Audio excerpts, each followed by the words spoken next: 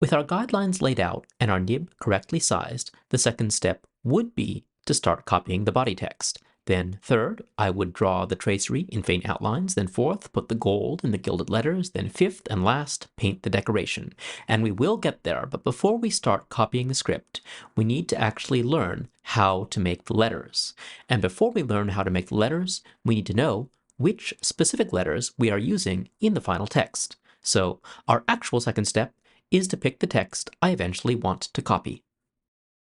My goal for this project is to first copy Psalm 61 in Latin, then again in English translation. Since my first language is modern English, I prefer my texts to be in modern English if possible, and this text, as you've probably guessed, is in Latin. Translation into English is no problem. This is a psalm, specifically Psalm 61, so I'm just going to pick a psalm translation that I like and copy that one. Now, the English psalm will use different letters than the Latin psalm. For example, the second word has a Y, and that letter doesn't appear at all in the Latin psalm. We need more letters than are in our current psalm, so now we come to the stage of the process I think of as the alphabet heist. Here's the plan.